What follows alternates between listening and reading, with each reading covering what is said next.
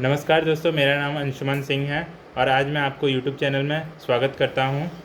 तो आज मैं हीट एंड मास ट्रांसफ़र का पहला लेक्चर पढ़ाने जा रहा हूं। तो सबसे पहले समझते हैं हीट ट्रांसफ़र होता क्या है। तो दोस्तों, जैसे कि हीट ट्रांसफ़र होता है exchange of thermal energy due to difference in temperature. मतलब अगर किसी दो सिस्टम में टेम्परेचर का डिफरेंस है तो उधर पे ट्रांसफ़र ऑफ हीट होगा। ट्रांसफ़र ऑफ हीट मतलब थर्मल एनर्जी का ट्रांसफ़र होगा। ठीक है। तो दोस्तों, इसके बाद मैं डिस्कस करने जा रहा हूँ मोड्स ऑफ हीट ट्रांसफ़र। तो आप जानते हैं यहाँ पे 4 मोड्स ऑफ हीट ट्रांसफ़र है: कंडक्शन, कन्वेक्शन, एडवेक्शन, रेडिएशन। तो कंडक्शन क्या होता है वो मैं पहले डिस्कस करूँगा। तो देखिए, जैसे कि दोस्तों कंडक्शन क्या होता है। कंडक्शन एक मेथड ऑफ हीट ट्रांसफ़र है that occurs due to direct contact between objects और सब्सटेंस। तो अगर ऑब्जेक्ट्स और सब्सटेंस में डायरेक्ट कॉन्टैक्ट हो रहा तो वहाँ पे कंडक्शन होगा। तो कंडक्शन क्या होता है, कंडक्शन में एक्चुअली मैटर का ट्रांसफ़र नहीं होता या मॉलिक्यूल्स का ट्रांसफ़र नहीं होता। सॉरी, मैटर नहीं, मॉलिक्यूल्स का ट्रांसफ़र नहीं होता। जैसे कि अगर मॉलिक्यूल्स है तो ये यहाँ इसका जो, अगर कोई एक सब्सटेंस है, इसका मॉलिक्यूल्स है, तो ये डायरेक्ट मॉलिक्यूलर ट्रांसफ़र नहीं होगा। मतलब ये मॉलिक्यूल इधर ट्रांसफ़र नहीं होगा हीट प्रोसेस में, ये बस यहीं रहेगा। बट अगर ये यहीं है तो इसका रैंडम मोशन जो होगा उससे हीट ट्रांसफ़र होगा। तो देखिए दोस्तों, यहाँ पे प्रिंसिपल ऑफ कंडक्शन की मैं बात करता हूँ। तो दो प्रिंसिपल ऑफ कंडक्शन है। तो प्रिंसिपल ऑफ कंडक्शन क्या क्या है। पहला है, तो देखिए दो प्रिंसिपल ऑफ कंडक्शन क्या क्या है। पहला है वाइब्रेशन ऑफ मॉलिक्यूल्स और दूसरा है फ्री इलेक्ट्रॉन। जैसे कि ये सब्सटेंस है, यहाँ पे अगर हीट ट्रांसफ़र होगा तो इन सब्सटेंस का ये जो है ये वाइब्रेशन क्रिएट करेगा और ये जो हीट है वो ट्रांसफ़र होके आगे आगे जाएगा। बट ये मॉलिक्यूल्स ट्रांसफ़र नहीं हो रहा, ओनली हीट ट्रांसफ़र हो रहा। तो इसी हीट ट्रांसफ़र प्रोसेस को हम कंडक्शन बोलते हैं। यहाँ पे देखिए, ये हीट ट्रांसफ़र मतलब ड्यू टू वाइब्रेशन की वजह से हो रहा है। वाइब्रेशन ऑफ मॉलिक्यूल्स मतलब दो मॉलिक्यूल्स के बीच में वाइब्रेट हो रहा है। तो इसी के जब इस तरीके का हीट ट्रांसफ़र होता है तो उसे हम बोलते हैं कंडक्शन। और फ्री इलेक्ट्रॉन की वजह से भी हीट ट्रांसफ़र हो सकता है। जैसे कि मेटल्स में फ्री इलेक्ट्रॉन्स रहता है, पूल ऑफ फ्री इलेक्ट्रॉन्स, तो वो फ्री इलेक्ट्रॉन्स है हीट कंडक्शन में हेल्प करता है। तो फ्री इलेक्ट्रॉन्स जो होता है वो मेटल में ज़्यादा रहता है, तो मेटल्स में ये चीज़ें आसानी होती है कंडक्शन करना। तो जैसे कि आपने पढ़ा भी होगा कि metal is a good conductor of heat. तो इसके बाद मैं पढ़ाना चाहता हूँ कन्वेक्शन। कन्वेक्शन क्या होता। तो कन्वेक्शन होता है transfer of heat from one place to another due to the movement of fluid. तो इसमें क्या होता है, इसमें एक्चुअली मॉलिक्यूलर ट्रांसफ़र होता है। कैसे होता है मैं आपको समझाता हूँ। जैसे कि मैं एक एग्ज़ाम्पल लेता हूँ। यहाँ पे एक वाटर को बॉईल किया जा रहा है, वाटर को बॉईल किया जा रहा है एक कंटेनर में। ठीक है, ये वाटर है, ये वाटर को बॉईल किया जा रहा है कंटेनर में।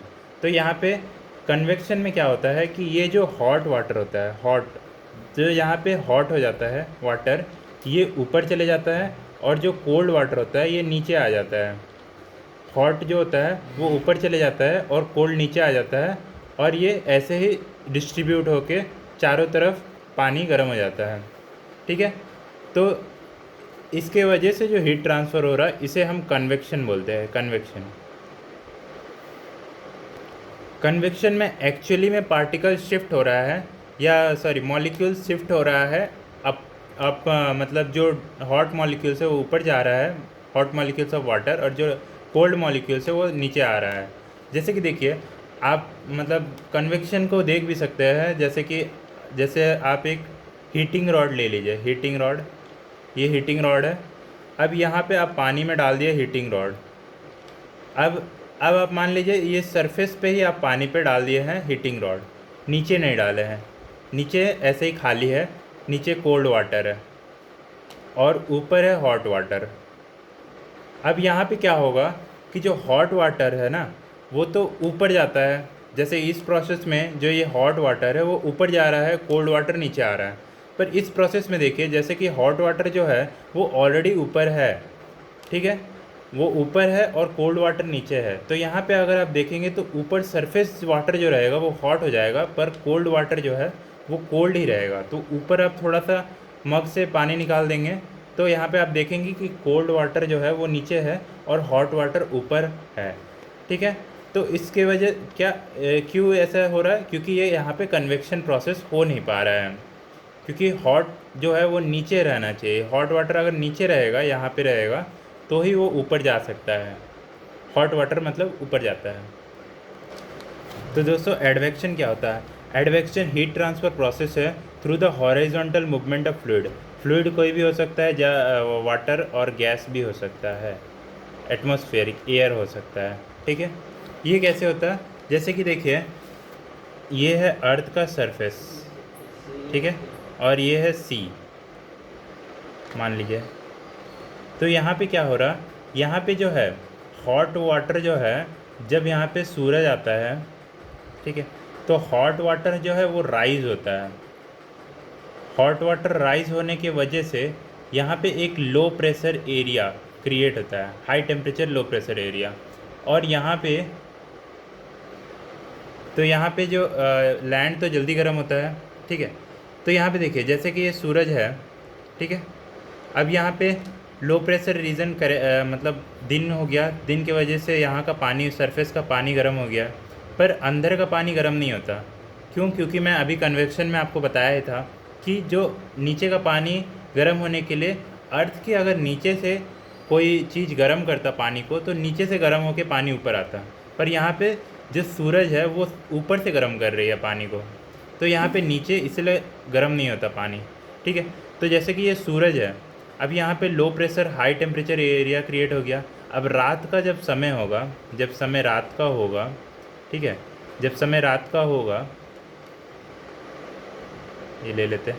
अब रात के समय में क्या होता है, यहाँ पे लो प्रेशर एरिया है, sorry high temperature low pressure है, और यहाँ पे लो टेम्परेचर हाई प्रेशर एरिया हो जाएगा। तो लो टेम्परेचर हाई प्रेशर है, हाई टेम्परेचर लो प्रेशर, तो हाई प्रेशर से लो प्रेशर जो है हीट फ्लो करेगा, या फिर हाई टेम्परेचर से लो टेम्परेचर हीट फ्लो करेगा। तो यहाँ का देखिए, यहाँ का जैसे टेम्परेचर हाई हो गया है और लैंड जल्दी ठंडा हो जाएगा, तो ये जो है यहाँ पे ठंडा हो जाने के बाद ये हीट का जो ट्रांसफ़र है वो इधर होगा। इसको मैं नेक्स्ट वीडियोज़ में आपको अच्छे से बताऊँगा। ठीक है, एक मिनट, अभी के लिए मैं बस इतना बताना चाहता हूँ कि जो कन्वेक्शन होता है वो वर्टिकल मूवमेंट ऑफ ये होता है, वर्टिकल मूवमेंट होता है, और एडवेक्शन जो होता है वो horizontal movement of heat. Heat का अगर ट्रांसफ़र हॉराइजेंटली हो रहा है विद द मॉलिकुलर टाइप, माने मॉलिक्यूल्स इधर से उधर हो जाता है, तो उसको एडवेक्शन बोलेंगे। और कन्वेक्शन में क्या होता है, कन्वेक्शन में वर्टिकल मूवमेंट होता है और एडवेक्शन में हॉराइजॉन्टल मूवमेंट होता है। तो रेडिएशन क्या होता है? रेडिएशन होता है heat transfer through electromagnetic waves, तो देखिए यहाँ पे जो हीट ट्रांसफ़र होता है वो इलेक्ट्रोमैग्नेटिक वेव्स से होता है।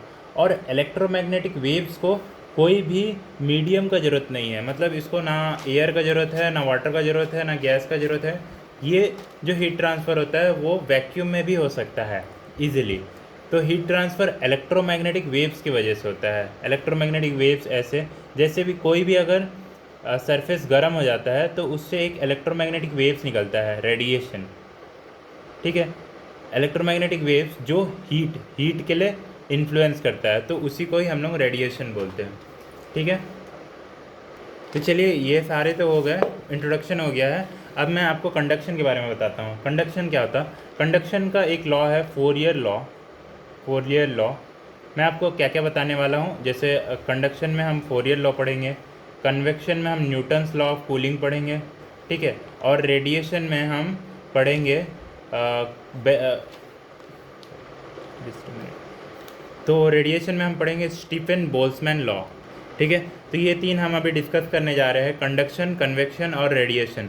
कन्वेक्शन में हम फोरियर्स लॉ पढ़ेंगे, कन्वेक्शन में हम न्यूटन्स लॉ ऑफ कूलिंग पढ़ेंगे, और रेडिएशन में हम स्टीफन बोल्ट्जमैन लॉ पढ़ेंगे। तो कंडक्शन से हम स्टार्ट करते हैं। तो फोरियर लॉ क्या बोलता है? Fourier law of heat conduction में क्या बोला जाता है? जैसे कि फोरियर लॉ में बोला जाता है Q x, is directly proportional to d T by D x minus, ठीक है। ठीक है, तो ये जो क्यू एक्स डबल डैश है, डबल डैश का मतलब है heat transfer through area. Area मतलब एक एरिया है, इधर से हीट ट्रांसफ़र हो रहा है, ठीक है। इस एरिया, ये जो है ये इसको बोलेंगे हीट फ्लक्स। हीट फ्लक्स क्या होता है? हीट जो है वो एरिया से कैसे जा रहा है, और इसका यूनिट जो होगा क्यू एक्स डैश का यूनिट जो होगा वो वाट बाई मीटर स्क्वायर होगा, ठीक है, वाट बाई मीटर स्क्वायर। तो D T by D X, तो अगर हम इसे लिख देंगे Q x double d x is equal to minus K D T by D X, ठीक है। तो ये हो गया हमारा फोरियर्स लॉ। फोरियर्स लॉ में हम लोग ये पढ़ेंगे। तो हीट फ्लक्स क्या होता है? हीट फ्लक्स आप याद रखिएगा, हीट फ्लक्स जो होता है वो कोई एरिया से जो हीट ट्रांसफ़र हो रहा है उसे हम बोलेंगे हीट फ्लक्स, ठीक है। तो क्यू एक्स डबल डैश हो गया आपका वाट्स पर मीटर स्क्वायर, तो क्यू एक्स क्या होगा? क्यू एक्स वाट होगा, ठीक है, वाट है इसका यूनिट। तो अब ये के जो आया है, ये के का मतलब क्या है? ये के है thermal conductivity. Thermal conductivity, thermal conductivity, और इसका यूनिट क्या होगा? यूनिट होगा वाट बाई मीटर इनटू केल्विन, ठीक है। जैसे कि ये टेम्परेचर हो गया आपका, ये जैसे कि मैंने क्यू एक्स बता दिया हूँ, क्यू एक्स हो जाएगा माइनस के A D T by D X, ठीक है। तो अब मैं इसका यूनिट कैसे निकालूंगा? देखो के का जो यूनिट होगा वो इधर D T by D x, D T by D x का क्या यूनिट होगा? ये तो केल्विन हो जाएगा, और ये एक्स का क्या होगा? मीटर होगा, और ये एरिया होगा मीटर स्क्वायर, और ये के है, और ये वाट है, ठीक है। तो के का अगर हम लोग को यूनिट निकालना है तो ये मीटर मीटर कट गया, तो केल्विन इंटू मीटर बच गया, और यहाँ पे वाट है, तो वाट बाई केल्विन मीटर, ठीक है, या मीटर केल्विन। ये हो गया के का यूनिट, मतलब थर्मल कंडक्टिविटी का यूनिट। तो ये जो क्यू है, ये क्यू एक्स डबल डैश जो है, ये एक्चुअली में हीट फ्लक्स है। अगर हम लोग हीट के फॉर्म में लिखेंगे तो माइनस के एरिया आ जाएगा, क्योंकि क्यू एक्स डबल डैश जो है वो एक्चुअली क्या होता है, ठीक है, क्यू एक्स डबल डैश जो है वो हीट फ्लक्स है। हीट फ्लक्स क्या होता है? हीट पर एरिया, इसको हीट फ्लक्स बोलते हैं। तो हीट फ्लक्स जो है अगर हम लोग इस इक्वेशन में डाल देंगे, अगर हम लोग इक्वेशन 1 में डाल देंगे तो क्यू एक्स डबल डैश हो जाएगा माइनस के A D T by D x. अब क्यू एक्स डबल डैश को हम लोग क्यू एक्स बाई ए लिख सकते हैं is equal to minus K D T by D X, ठीक है। तो क्यू एक्स क्या हो जाएगा? माइनस के A D T by D x. अब आपके मन में एक क्वेश्चन आएगा कि मैंने यहाँ पे नेगेटिव साइन क्यों दिया है, तो इसका भी रीज़न मैं एक्सप्लेन करता हूँ, ठीक है। तो ये नेगेटिव साइन क्यों है फोरियर्स लॉ में? तो फोरियर्स लॉ में ये नेगेटिव साइन क्यों है? जैसे कि डी टी है, डी टी एक सिस्टम है, ठीक है, यहाँ पे टेम्परेचर T1 है। अब ये टेम्परेचर हीट ट्रांसफ़र जब होगा तो ये टेम्परेचर रिड्यूस होगा T2 में, तो फाइनल टेम्परेचर क्या होगा? T2, और इनिशियल टेम्परेचर क्या होगा? T1, ठीक है। और ये अगर इसका डिस्टेंस हम लोग L ले लेते हैं तो L minus zero d x हो जाएगा, और ये minus k is equal to Q x double dash हो जाएगा, ठीक है। तो ये T2 माइनस T1 जो है, ये T2 माइनस T1 है, तो यहाँ पे T2 जो है वो कम है T1 से। जैसे अगर T1 100 डिग्री सेल्सियस होगा तो T2 30 डिग्री सेल्सियस होगा। तो अगर T2 माइनस T1 करेंगे मतलब 30 degree Celsius minus 100 degree Celsius करेंगे तो ये हो जाएगा माइनस 70 डिग्री सेल्सियस, जो कि एक नेगेटिव वैल्यू है। तो ये आपका हो गया नेगेटिव, ठीक है, ये नेगेटिव हो गया। और क्यों? ये हीट ट्रांसफ़र तो पॉजिटिव, मतलब हीट ट्रांसफ़र पॉजिटिव क्यों होगा? क्योंकि हीट हमेशा high temperature to lower temperature transfer होता है। High temperature to low temperature, high temperature to low temperature अगर हीट ट्रांसफ़र हो रहा है तो इसका मतलब ये पॉजिटिव है, ठीक है। अगर लो टेम्परेचर से हाई टेम्परेचर हीट ट्रांसफ़र होगा तो ये नेगेटिव होगा, ठीक है।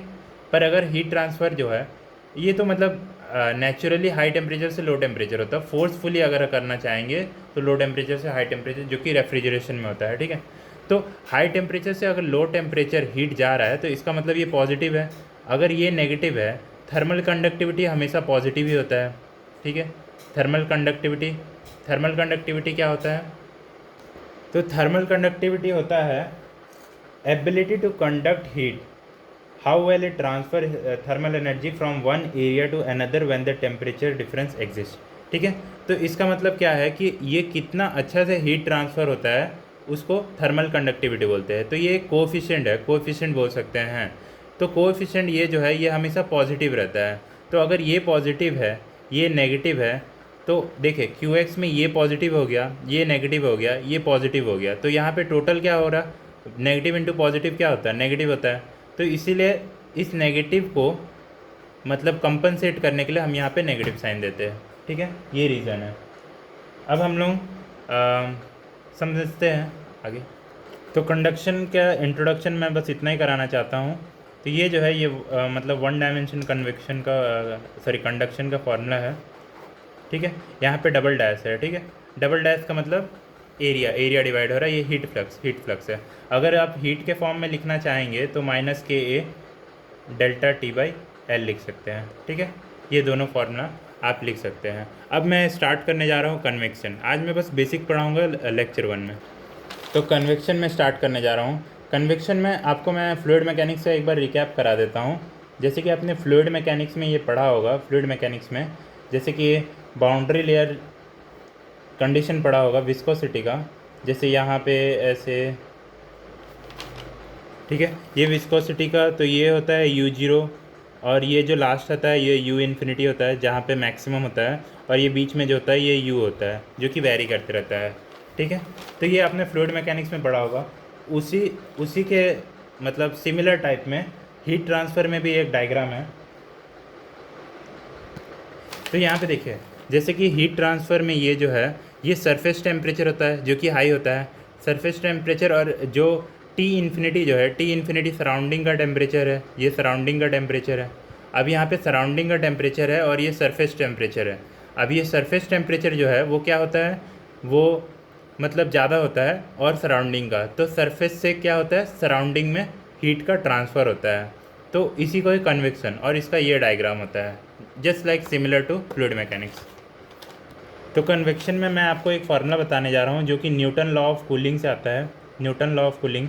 ठीक है, तो न्यूटन लॉ ऑफ कूलिंग में मैं आपको बताने जा रहा हूँ जो Q का फार्मूला है वो होता है HA TS - T इन्फिनिटी। ठीक है, यहाँ पे Q तो आप जानते हैं हीट है, H जो है H के बारे में मैं बताऊँगा। A है एरिया, ये है T का सरफेस, और ये है T इन्फिनिटी, ये T सरफेस और ये है T इन्फिनिटी। ठीक है, तो H का जो वैल्यू है गैस के लिए वेरी करता है 25 to 250 watt by metre square kelvin, और ये लिक्विड के लिए वेरी करता है 100 to 20,000 watt by metre square kelvin. ठीक है, इसका यूनिट है watt by metre square kelvin. तो ये है, ये कन्वेक्टिव कोएफिशिएंट है, कन्वेक्टिव कोएफिशिएंट। ठीक है, कन्वेक्टिव कोएफिशिएंट। तो मैं बताना चाहता हूँ कन्वेक्टिव कोएफिशिएंट किस किस चीज़ पे डिपेंड करता है। पहला तो है फ्लूइड का प्रॉपर्टी पे डिपेंड करता है। ठीक है, दूसरा है ज्योमेट्री पे डिपेंड करता है, ज्योमेट्री, जैसे कि अगर क्यूब है, क्यूबॉइडल है, सिलेंडर है। और तीसरा जो है वो है आपका फ्लूइड, एक मिनट, और फ्लो रिजीम पे डिपेंड करता है।